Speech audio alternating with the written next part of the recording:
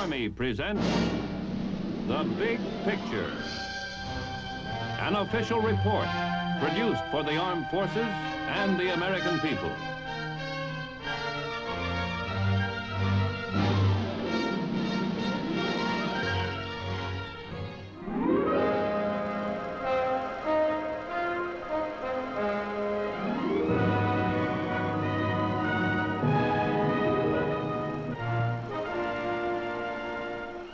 The time is now. And in Florida, a mighty Jupiter thunders into the sky. The East Coast, a signal is bounced off the moon. The West Coast, research paves the way for the first astronaut. New Jersey, the nose cone of a new missile takes a simulated ride through space. Maryland, research on the cause and prevention of respiratory diseases. Mississippi, plans are made to prevent a flood. And in New Mexico, each new day brings a giant dam closer to reality. What is the connection webbing together all these activities? The answer, the United States Army. And in this special television report to the nation, coming to you live and on film, we will present the United States Army science story.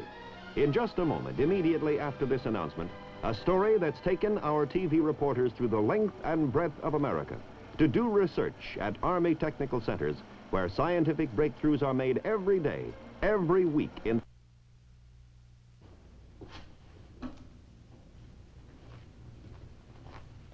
Well, that's the opening for the show. What do you think?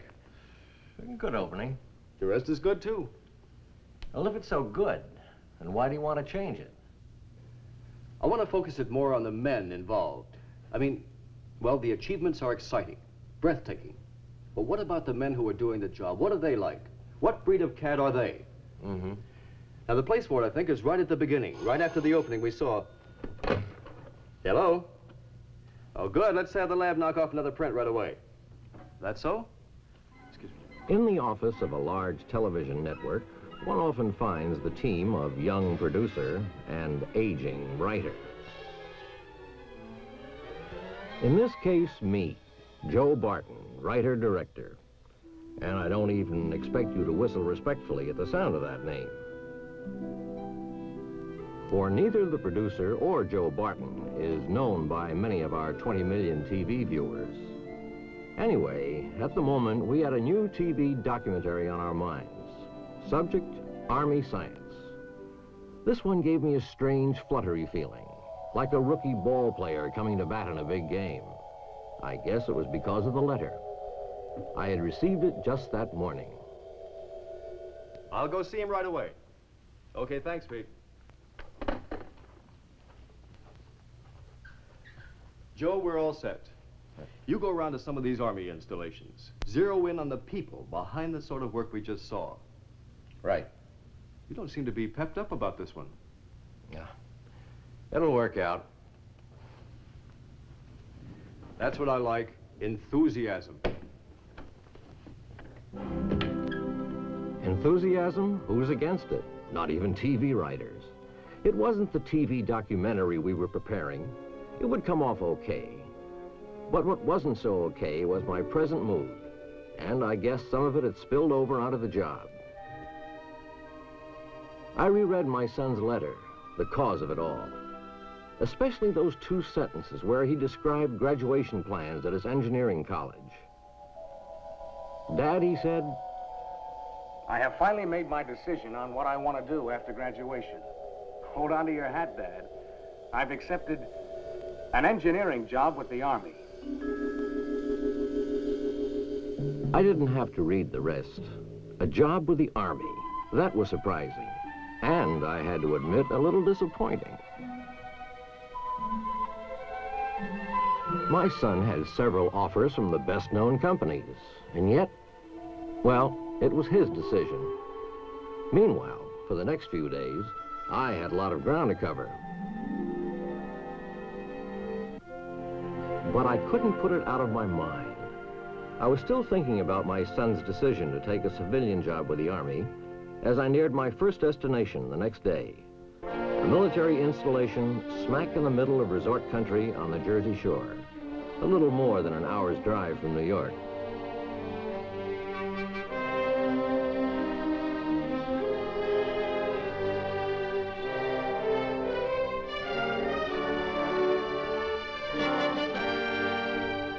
I kept asking myself as I drove through the post, what if my son were working here?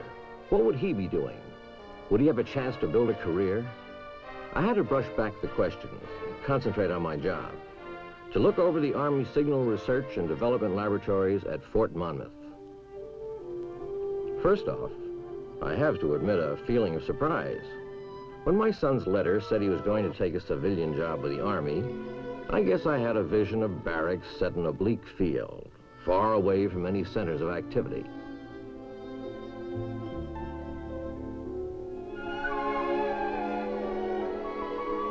Well, my education began right here, in one of the best equipped laboratories in the world.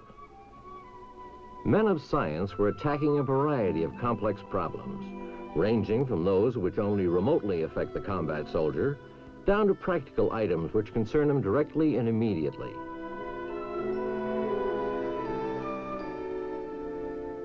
In my TV work, I had been exposed before to the science side of the modern Army. For a previous documentary, I had covered the story of the first American satellite, Explorer 1. I would never forget the moment that great Roman candle took off.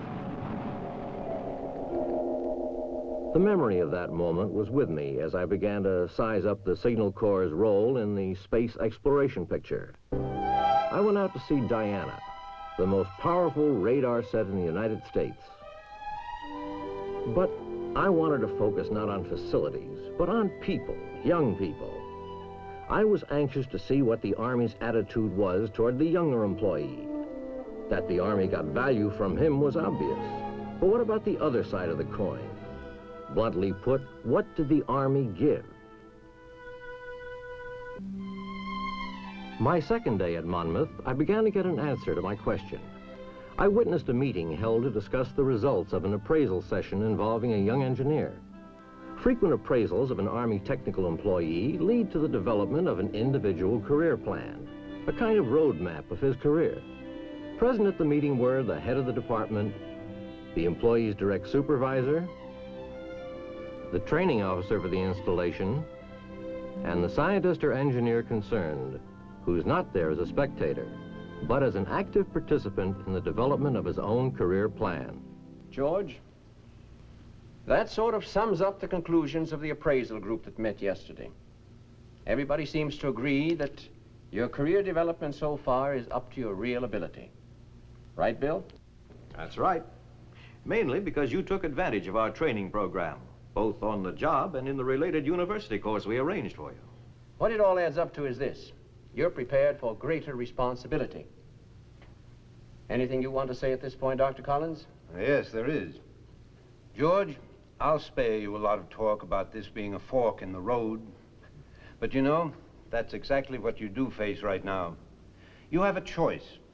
You can go on with some additional responsibilities on the contract projects you're involved in, or you might want to go into research and development. Now, the first will involve more management duties. Wouldn't you say so, Andy? I think on the whole, yes. That's right. Well, George, how do you feel about it? Naturally, I've been thinking about this for some time.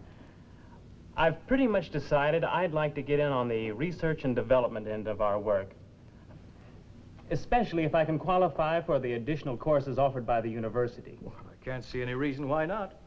We'll see that you get the training you need in connection with your civilian career in the Army. I agree that R&D should be the next assignment. Good. Now, we have a spot that will be vacant next month in the engineering lab in the next grade. I later discovered meetings like this one are typical. It made me a lot happier about my son's decision.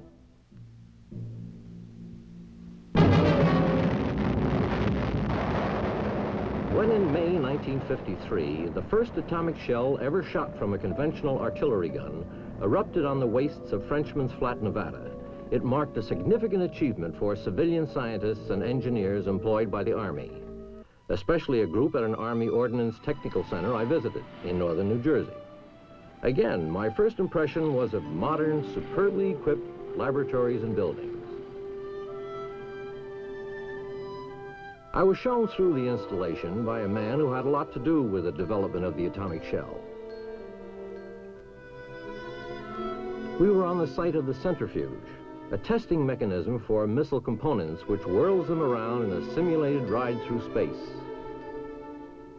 When the thought struck me, one of the most interesting things to me about the development of the atomic shell was that it was done by a team headed by an engineer aged, how old were you, Bob? 29.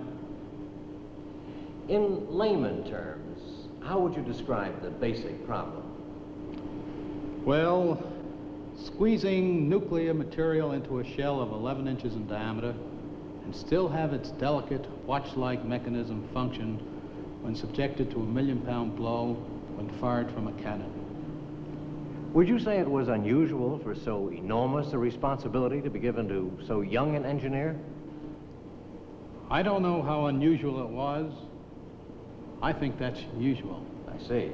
The important thing is this: more so than any other agency using technical people, I have found that the Army is oriented toward young scientists and engineers and is prepared to move them on fast. You might say the education of Joe Barton was moving right along fast as well. A picture was taking shape. Army science, a combination of young, ambitious, go-ahead men, the best of facilities, the warm, rewarding glow of achievement. One thing more. Throughout my tour of Army technical and scientific bases, I was impressed with their natural beauty and recreational opportunities. Picatinny Ordnance Arsenal, for example, embraces nearly 5,000 acres of wooden, hilly, bracing-aired countryside. Every effort is made to allow civilian employees to enjoy the natural splendor. But nothing obscures the only reason for an installation's existence: the job. A few days later, at a Chemical Corps post in Maryland, a masked supervisor led me through the ultraviolet airlock into a room housing an Army-developed bacteriological safety cabinet. The particular point that impressed me was the all-out effort to ensure the safety of everybody on the job. I noticed these men who were doing research into the transmission of respiratory infectious disease were using long rubber gloves extending inside the airtight cabinet. The researcher is able to manipulate objects within the cabinet and yet is not exposed to any danger of infection. How would I feel if my own son was wearing one of these masks? I'd want standards of safety to be the highest, which is precisely what the Army standards are. Scientifically speaking, the Army can't afford to sit back and wait for others to develop techniques. It must itself pave the way, and, especially at an installation like the Army Chemical Center at Edgewood, Maryland, one sees more examples of the Army in the vanguard of science and technology. I found myself in a laboratory where the problem of shellfish poison was being looked into. At work on the problem was a chemist only a few years older than my own son. He was trying to develop a color test. A simple identification procedure is a must if the number of accidental seafood poisonings is to be kept at the absolute minimum.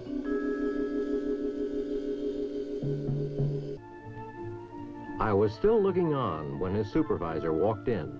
John, how are you coming along? Not too badly, Dr. Simmons. I think we have several methods here that look promising. This one here is a test using gallic acid and sulfuric acid. 10 micrograms really gives a deep blue color. How about impurities? Do they give the color also? I've been trying to separate them in order to find out. Here, let me show you. These filter paper strips have been dipped into a solution of impure poison. The solution slowly travels up the filter paper. We spray the filter paper to get color reactions. We can't use the sulfuric acid system because the sulfuric acid reacts with the filter paper. Instead, we spray with trinitrofluoronorm.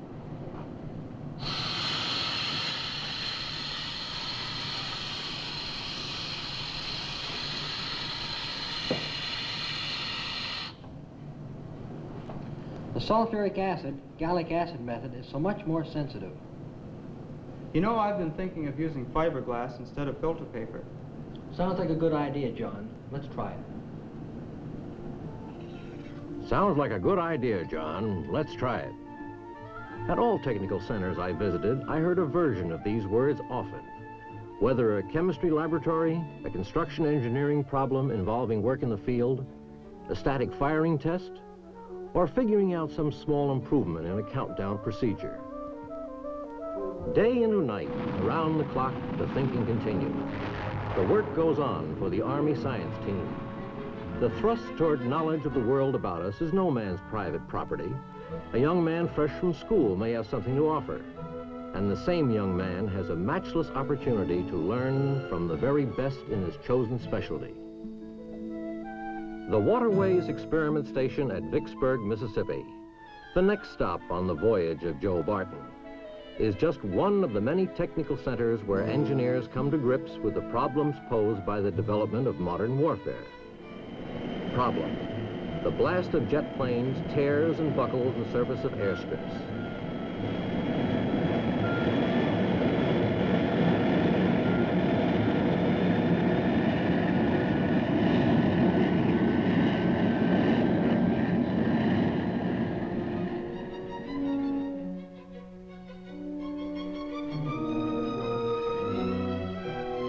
A road to the solution. Studies of the resistance of various surfaces to jet blast.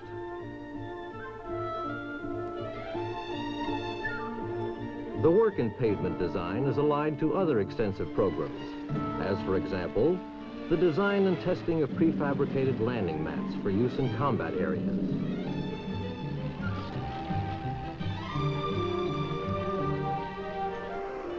Analysis of the ability of natural terrain to support off-road movements of military vehicles demands top technical talent. But at Vicksburg, another point was re-emphasized that I had not realized clearly when I'd received my son's letter. The contributions to our civilian welfare in time of peace. In the field of hydraulics engineering alone, the science of water in motion, Army studies have resulted in improved methods of flood control, conservation of water resources, safer harbors, and waterways. In a large building at the experiment station, I was surprised to come upon a model of New York Harbor.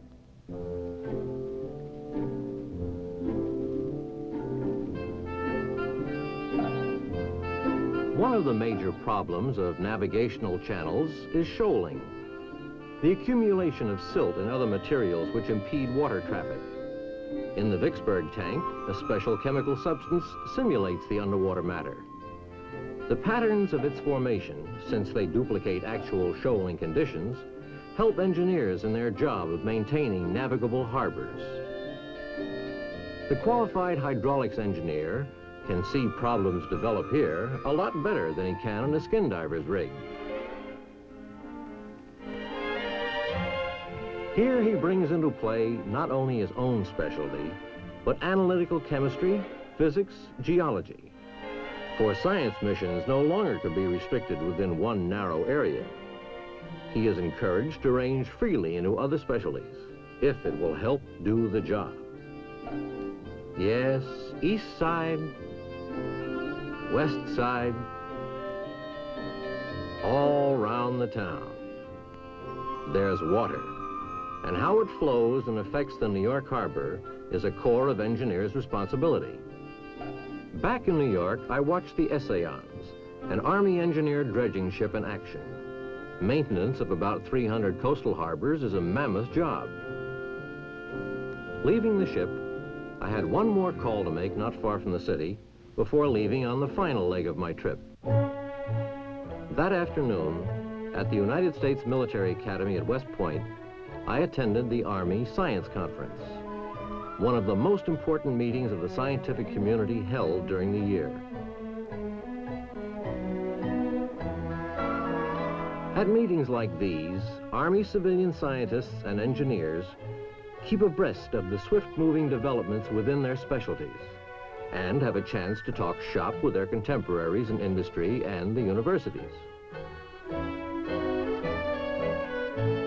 Many of the new developments brought before this conference were reports on Army projects. It pleased me to observe the respect given Army technical people. Someday soon, my son's name would be on an identification card at such a conference. It was a nice feeling to sense the prestige the Army accomplishments have earned for its civilian employees. Early the next morning, I was in Natick, Massachusetts, a complex of gleaming new laboratory buildings near Boston, where I paid a call on the headquarters of the Quartermaster Research and Engineering Command. A young co-op student, about the age of my own boy, showed me around. There were many interesting things to see. The solar furnace, for example. It is a scientific instrument which concentrates radiation from the sun and focuses the concentrated energy into an image about 4 inches in diameter. The purpose is to aid in developing materials affording protection to the soldier against the occurrence of burns.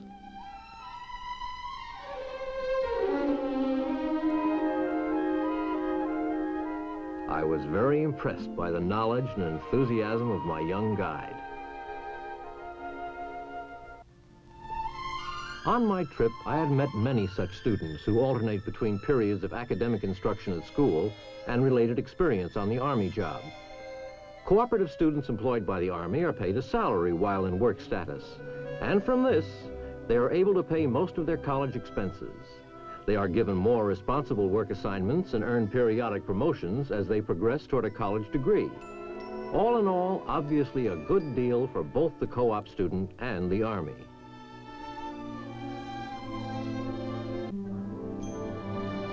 But you don't get close to the world of tomorrow without the painstaking work of many yesterdays. The today of all-out effort. There are still many problems to solve. Exciting, stimulating challenges to the human brain and spirit. One by one, the challenges are met, the problems solved. I spent some time in the climatic building, watching hot weather equipment being tested under tropical conditions. Within the climatic chambers, it is possible to simulate temperatures and rain and wind velocities characteristic of any climate throughout the world. Intense heat, Arctic cold, profound effects temperature has on man and his equipment. All this is the subject of many, many hours of careful research.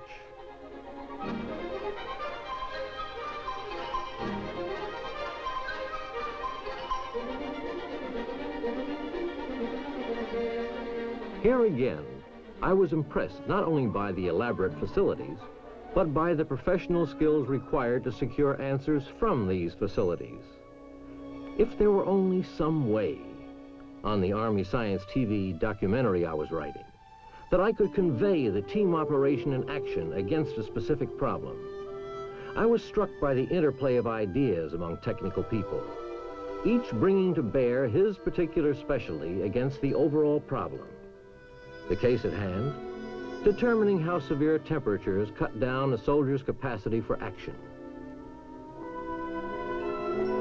A psychologist was involved in this experiment, along with a biophysicist and a physiologist.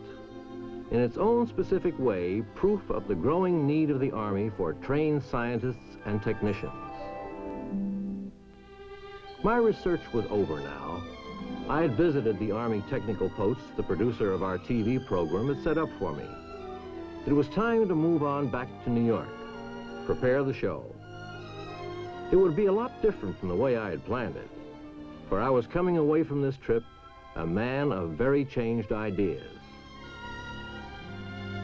And because my ideas had changed, I felt I had to see my son, who was at a nearby New England college. And an hour later, after phoning Jim to arrange a meeting, I was at my favorite spot on the campus, waiting for him.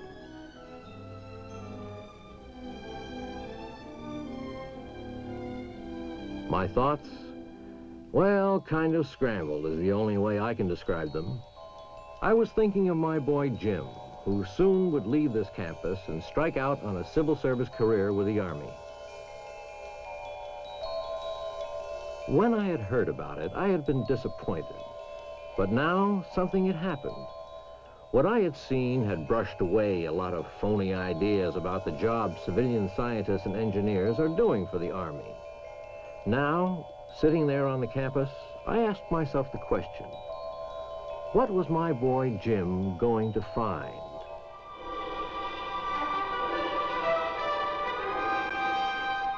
First of all, he will be in the vanguard of the progress toward the better world that lies ahead. He will find laboratory facilities second to none, the finest equipment in existence. He'll be under pressure to do a job, sure, but thoroughness is encouraged, and promising avenues of research are continued, even if they are not commercially exploitable.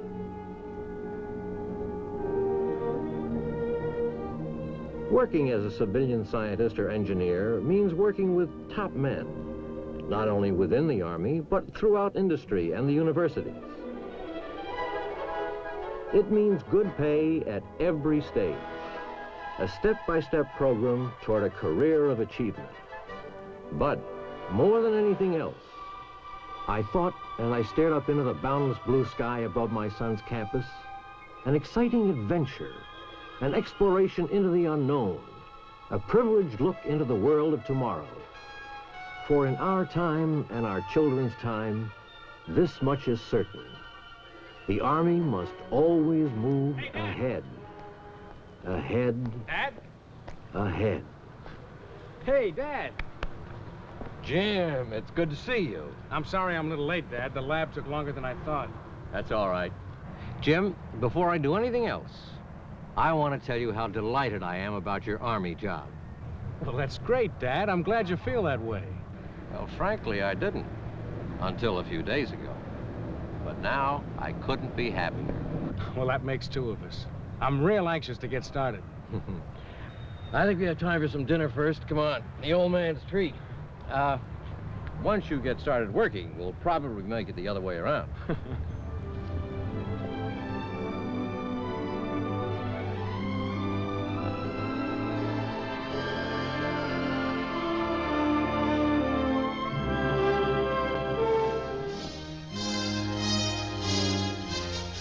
The Big Picture is an official report for the armed forces and the American people.